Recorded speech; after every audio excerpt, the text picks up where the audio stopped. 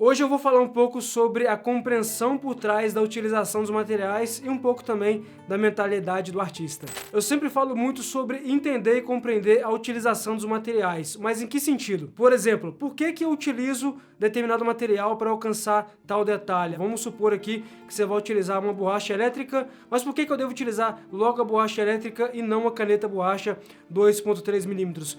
Quais que são as diferenças entre cada construção do detalhe, entre cada efeito que eu vou alcançar com esses determinados materiais. Então, muito antes mesmo de você gastar uma grana aí violenta com materiais caros, é necessário a compreensão, a autocrítica, a adaptação acerca dos materiais que você vai se propor utilizar em tal desenho. Será que em todo e qualquer desenho eu devo utilizar os mesmos materiais, ou eu posso variar, ou eu posso encontrar algum outro conceito por trás da utilização daquela ferramenta? Vamos conversar um pouco mais sobre isso lá na minha prancheta, que eu tenho muita coisa interessante para te passar aqui nesse vídeo. Quando eu falo em trabalhar com pó de grafite, o intuito maior é você já aplicar aquela base de cinza no seu desenho, uma base em uma região mais extensa, independente do local.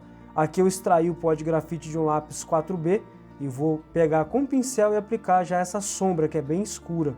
Eu vou puxando ali do escuro para o claro. Antes de chegar no claro, eu tento forçar menos o pincel para conseguir já um degradê mais diluído, mais suavizado.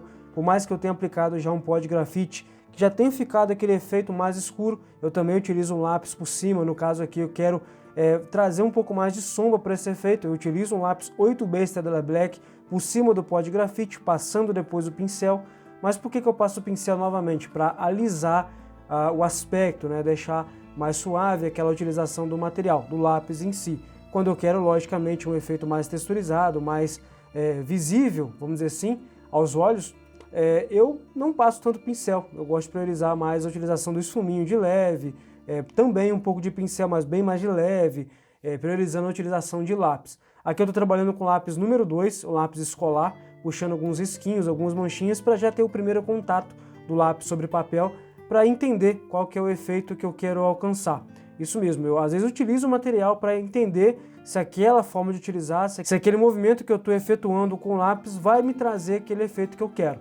Então eu vou meio que experimentando, testando ali, logo ali no primeiro contato com o papel, na primeira utilização, logo nos primeiros detalhes surgindo, para ver se é aquilo que eu quero. Então o desenhista, muito além da parte de você conhecer os materiais, entender como utilizar os materiais, é você compreender a utilização deles.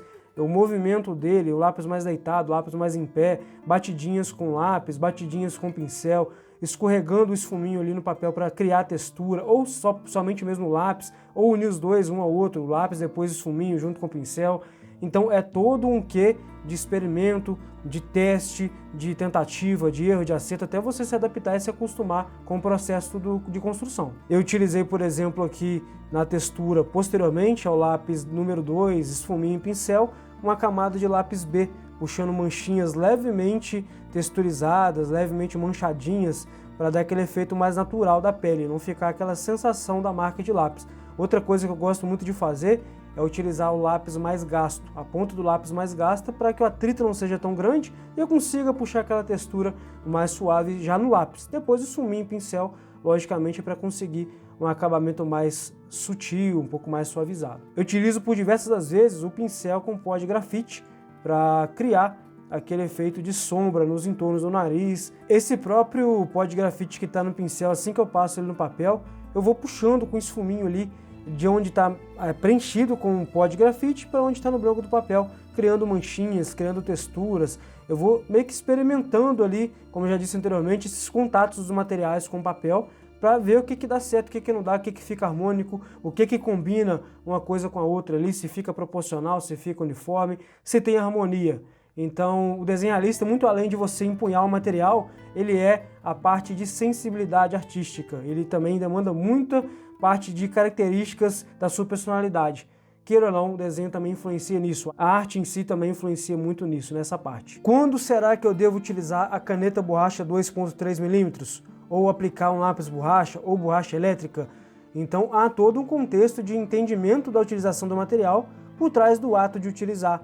O tipo de movimento que você vai, vamos dizer assim, exercer sobre o material, dentre outras questões que vão influenciar naquele detalhe que você está construindo. Explicando brevemente aqui, eu utilizei a caneta borracha 2.3mm, aonde eu utilizei o boleador antes. Como é que funciona isso? Antes eu trabalhei com boleador estilo Tech número 103 para criar aquele efeito do pelo mais claro. Quando eu passo o lápis de grafite ou a base de pó de grafite por cima, o efeito que eu fiz com o boleador ele está visível ainda, ele não desaparece. E isso facilita um pouco mais na hora que eu precisar utilizar a caneta borracha 2.3 para poder apagar e trazer de volta aquele efeito do fio claro, aparentemente falando, para que ele fique visível, para que ele tenha definição, para que haja ali, vamos dizer, esse efeito mais nítido do pelo aparente. Então isso é importante também você entender quando você vai utilizar e o contexto da utilização daquele tipo de material, o tipo de situação, o cenário, que você precisa entender muito antes mesmo de aplicar o material, né? Não é simplesmente utilizar, é por utilizar, é entender o que aquele material está te proporcionando em relação ao resultado, entendeu? Então tá aí, esse aqui é um vídeo mais experimental, onde eu quis trazer de fundo o desenho em andamento, narrando um pouco também do que eu estou fazendo, explicando um pouco do que está sendo mostrado, mas trazendo também um pouco mais à tona a parte da mentalidade do artista, a forma de pensar, no caso ali, a forma também de enxergar a arte em si, os contextos, as situações, formas de abordagem na hora de utilizar o material, por que você utiliza aquele material, em qual situação, como vai se encaixar aquele material um com o outro, quando e como vai dar certo, se vai dar certo ou não, etc. Então espero que você tenha conseguido extrair tudo de bom, tudo de melhor com esse vídeo aqui, que te agregue mais também no seu conhecimento, no seu dia a dia, de acordo com o que você estiver fazendo os seus desenhos aí, tá joia?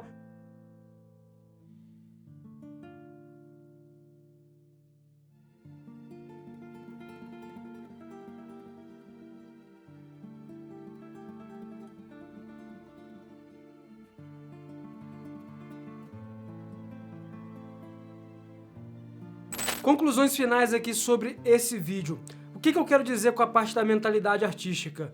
Qual que é a diferença entre aquele cara que faz desenho realista cotidianamente falando, por hobby, não exige muito dele mesmo, não se autodesafia, não tem uma autocrítica, daquele que realmente se desafia, que se empenha, que pratica, que se dedica para valer? A maior diferença está na parte da mentalidade, da virada de chave e da compreensão. É muito por esse motivo, dentre outros, que alguns evoluem mais do que outros. Logicamente também que isso vai da prática, do tanto que você se dedica, do ambiente que também há por trás ali do local que você está desenhando. Isso também influencia, tá? Vai por mim, que pode ser que você esteja num ambiente não muito propício para o desenho. Por exemplo, pessoas que te colocam para baixo, que te desmotivam, que dizem que você não vai conseguir chegar onde você quer. Isso também pode influenciar negativamente na parte da evolução. Só que se você é uma pessoa centrada, focada e sabe o que quer, e busca e corre atrás daquilo, trabalha duro para aquilo que você quer alcançar, com certeza o ambiente sim vai influenciar, mas você vai acabar absorvendo aquela crítica destrutiva como algo positivo para si e mostrar tanto para as pessoas quanto para si mesmo que você é capaz e conseguirá alcançar os seus objetivos, beleza? Em breve eu penso em trazer mais vídeos aí nesse sentido, com essa abordagem. Espero que você tenha curtido. Comenta aqui abaixo a sua opinião, o que você achou, se você gostou, se as palavras que eu falei aqui, se as mensagens que eu trouxe foram para você algo válido, que irão te somar ali no seu dia a dia do aprendizado, beleza? Valeu, abração, aguardo você no próximo vídeo.